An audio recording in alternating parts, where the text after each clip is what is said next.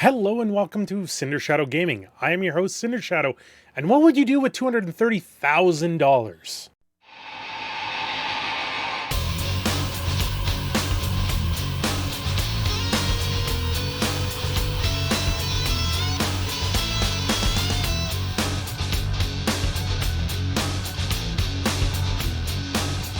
$230,000.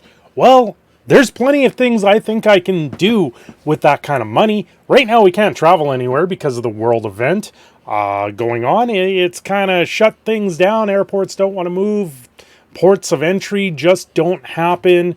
Cruise ships aren't sailing the seven seas, and pirates aren't looting for whatever treasures. But for $230,000, you too can own your own specialized statue.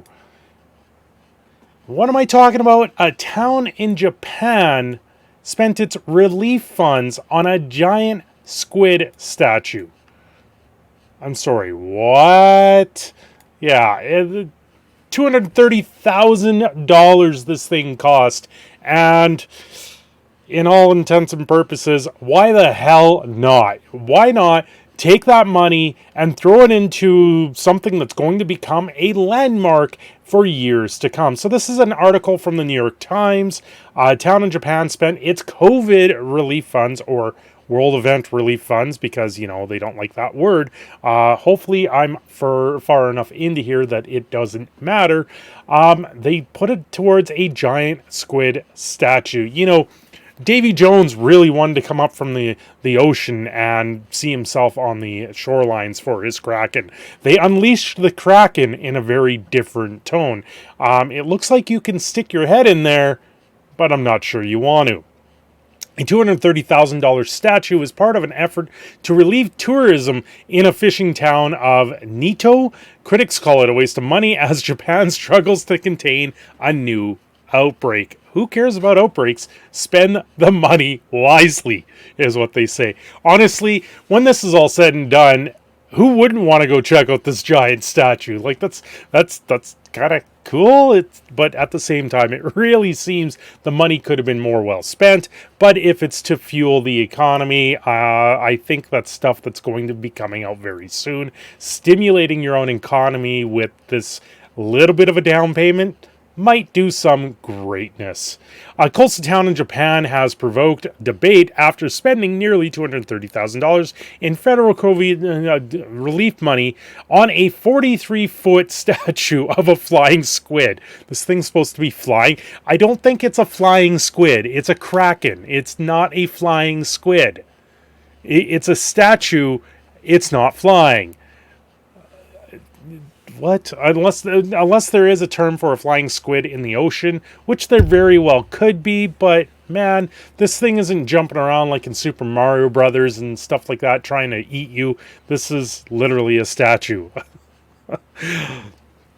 This fishing town, Noto, where the squid is a delicacy, erected a statue in March in a bid to promote tourism after the pandemic subsides.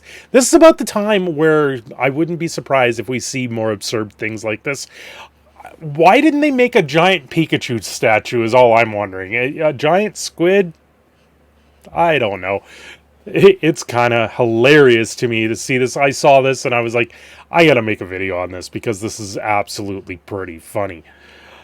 Tetsu Simiyachi, a town official, said he had hoped the statue would be a driving force attraction for the post-event world. Or period. But the giant squid unveiling provoked questions among some of the 16,000 residents of the town, roughly 180 miles northwest of Tokyo, who wondered whether there weren't better uses for the emergency relief funds. Man, tongue twister from the New York Times. I should be well aware of that. One Twitter user asked how the world could view an installation of a giant squid in a country where vaccines are not provided, PCR testing isn't increasing, and the medical system has collapsed. Plain and simple, when things like this happen, yeah, they're saying it's money that's supposed to be a relief fund. That relief fund is coming from somewhere to fuel the economy. Like here in Edmonton, we have what they've called the funicular. It's an sideways elevator, or a not a horizontal, a directional elevator that goes up and down in our river valley when we have temperature swings from 40 and below to minus 30 in 1 year. Those temperature swings do a number to mechanical equipment like that, and it just falls. Within the first couple of years, it fell apart.